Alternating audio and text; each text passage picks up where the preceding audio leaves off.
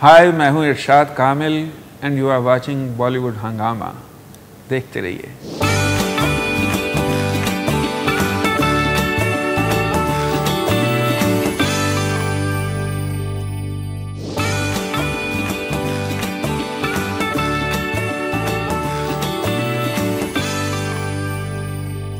इरशाद भाई, अगर जैसे हम तमाशा के बारे में बात करें, इससे पहले कि वो इम्तियाज़ मुझको फ़ोन करके बुलाएं कि भाई आप तमाशा के बारे में बात करने के लिए इंटरव्यू किया था क्या आपने बाकी बातों के बारे में। So and I think it's worth it as well. Personally I feel that it's one of your best works because collectively अगर कहा जाए तो, जैसे अगर हम बात करें ऑलमोस्ट सारे ही गाने अगर इसमें बात करें तो आई थिंक बहुत ही उम्दा है। सफ़रनामा का इनफैक्ट उस दिन म्यूज़िक बैठक में मैंने जिक्र किया था, बहुत ही उम्दा आपने लिरिक्स आपने उसमें इनफैक्ट आपने कहीं ना कहीं लिखे।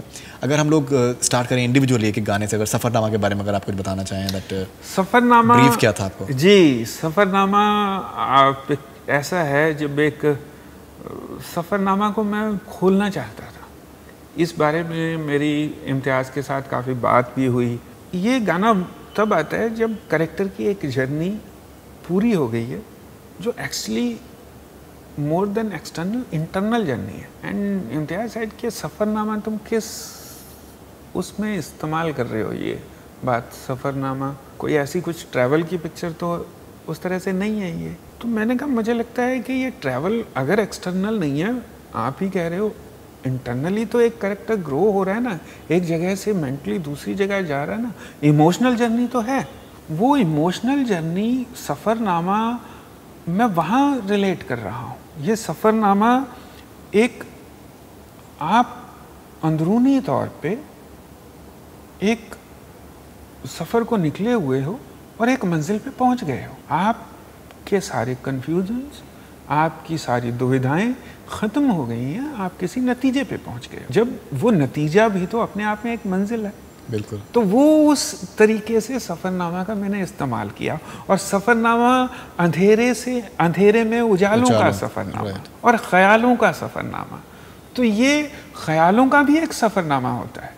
सुबह का भी आपने जिक्र किया। और सुबह का मैंने जिस तरह से, मतलब होता ये है कि जनरली आप, जैसा मैंने पहले जिक्र किया था आपको, कि लफ्ज़ तो ज़बान तो वही है, लेकिन आपके एहसास बदल सकते हैं, आपका अंदाज़ बदल सकता है। मैं बड़ा कोट करता हूँ इस मामले में, गालिब साहब का शेर है कि कहते हैं कि गालिब का है अंदाज़ बयां और।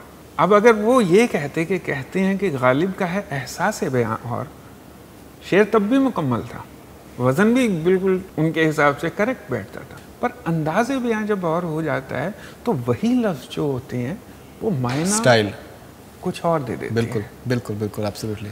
अब सुबह का इसी गाने में है एक लाइन, सवेरे सा पुराना भी नया भी है, मोहब्बत की मिसालों का सफ़रनामा। क्या बात है, बहुत खूबसूरत। अब सुबह का जिक्र अभी तक हमने नएपन के कंटेक्स्ट में हम सुनते आए हैं, लेकिन मेरा मानना यह है कि सुबह अगर नई है तो सुबह पुरानी भी तो है, उतनी पुरानी जितना पुराना सूरज है।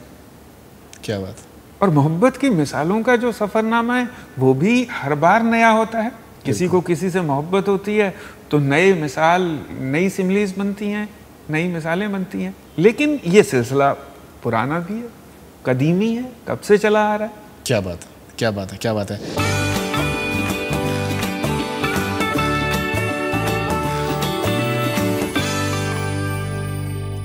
तुम साथ हो के बारे में अगर बात करें, in fact Alka Yagnik I think काफ़ी दिनों के बाद वापसी उन्होंने करी है एक तरीके से देखा जाए तो। In the singing world I think she is sounding beautiful. Arijit Singh भी उसमें मौजूद है। बहुत आई थिंक खूबसूरत गाना इनफैक्ट कहीं ना कहीं बनाया, बहुत ही मेलोडियस और बहुत ही आई थिंक दिल को छूने वाला कहीं ना कहीं गाना है। जी, ये गाना आप सच पूछें तो मैंने ज़िद करके रखवाया। क्या बात है। ज़िद करके इसलिए क्योंकि जो सिचुएशन थी और हमारे पास जगह भी थी और एक बहुत अच्छा रोमांटिक गाना उस सिचुएशन में हो सकता था, जब इमोशनली दोनों कैरेक्टर वेद और तारा भरे हुए हैं और मिलते हैं और कुछ एक दूसरे को लेके उनके हल्के फुल्के मन मुटाव हैं। वो बहुत अच्छी सिचुएशन थी। तो मुझे लगा, मैंने इम्तियाज़ को बोला कि ये यहाँ एक बहुत अच्छे तरीके से हम कोई बात कर सकते हैं, और वो अच्छे तरीके से बात करने की फिराक में कह लीजिए, ये गाना कम से कम नहीं तो 5-7 बार तो रहमान सर ने कंपोज किया। अच्छा। रहमान सर ने कंपोज करने के बाद फिर मैंने 2-3-4 बार ये गाना अलग अलग कंपोजिशंस पे लिखा, अलग अलग वर्ड्स के साथ। ओके।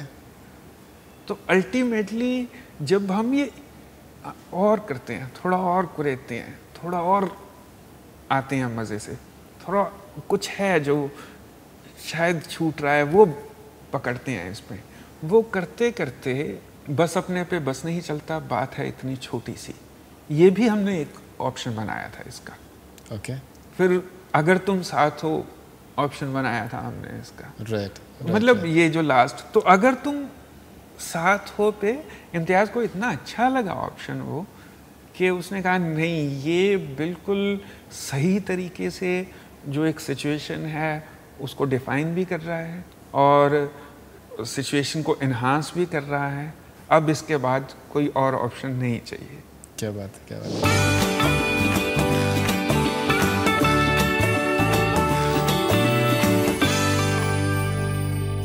इरशाद भाई, चली कहानी, I think this must have been like a very challenging song for you, because this is a very lyrics heavy song, because जो इसके अंदर बात है वो बहुत इंपॉर्टेंट है कि इसमें क्या बात कही जा रही है। बहुत से जो क्लासिक्स हैं, जो लिटरेचर के क्लासिक्स हैं, चाहे वो दुनिया भर के क्लासिक्स, उसका एक कहीं ना कहीं निचोड़ आपने उसके अंदर आपने कर लिया है, आई थिंक 5 मिनट के गाने में, जो कि अपने आप में एक आई थिंक कमाल की बात है। Something about the experience of making चली कहानी। चली कहानी असल में रहमान सर ने कंपोज जिस तरह से कंपोज किया था गाना, वो इम्तियाज़ का ब्रीफ ही कुछ इस तरह से था कि इसमें बहुत सारी कहानियों का अमलगामेशन होने वाला है, और वैसे भी अगर आप देखें तो कहीं ना कहीं कुछ ना कुछ इन क्लासिक्स का मिलता है।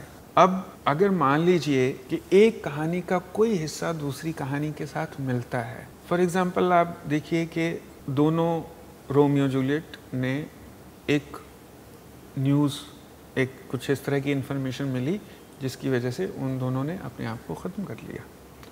अब कुंजू चंचलों में भी ऐसा ही है कुछ इन्फॉर्मेशन का मामला। अब अगर मान लीजिए हीर की शादी कहीं और हो गई थी तो लैला की शादी भी कहीं और हो गई थी। अगर कैस मजनू बन गया था तो रांझा भी फ़कीर हो गया था। तो कुछ ना कुछ एक ऐसे एलिमेंट्स हैं जो कहीं ना कहीं एक दूसरे को छूते हैं, टच करते हैं। तो मेरा मकसद इस गाने पे मतलब बिना हम्बल हुए मैं अक्सर ये बात करता हूँ कि मुझे फ़ख्र है कि मैंने ये गाना बिल्कुल होना चाहिए, बिकॉज जिस तरीके से आपने सारा सिरा जोड़ा है जिसको कहते हैं वो आसान नहीं होगा बिल्कुल भी, और एक सिरे को दूसरे सिरे से जोड़ना। पहले उन कहानियों के बारे में आपको पता होना exactly. चाहिए, और पता होना चाहिए तो कौन सी बात आपने कहाँ पिरोनी है और कैसे स्मूथली एक कहानी से दूसरी कहानी में शिफ्ट कर जाना है, ये आपको अंदाज़ा होना चाहिए। बिल्कुल। और बातें वही आसानी से बातें हुई हैं, बहुत आसान तरीके से बात कही गई है कि सोनी महवाल से मिलने जाती थी, फिर वो दरिया में जब जाती थी तो दरिया में जाते जाते वो कान्हा को कंस से बचाना था।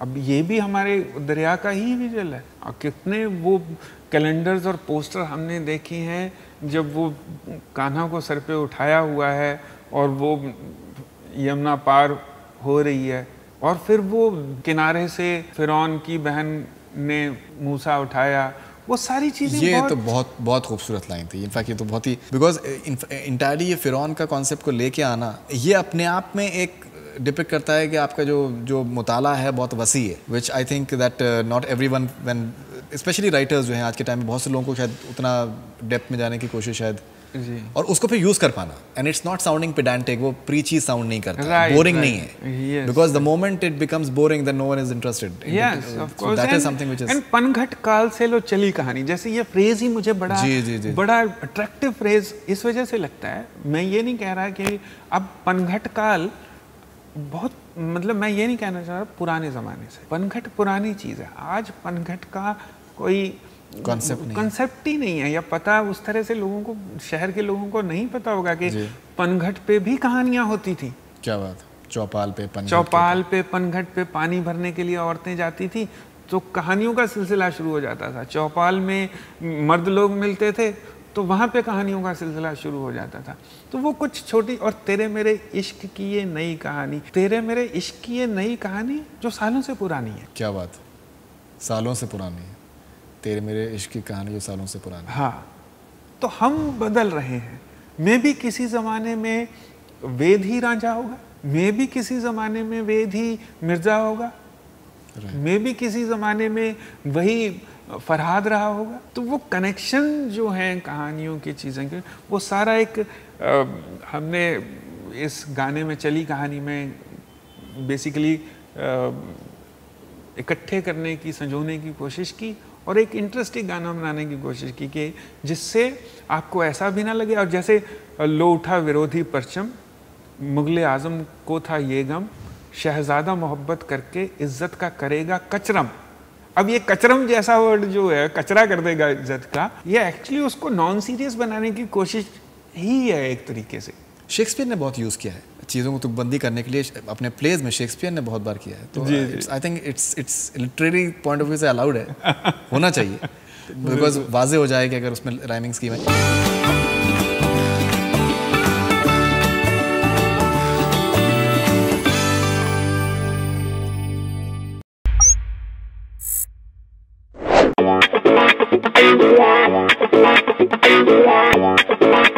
Yeah.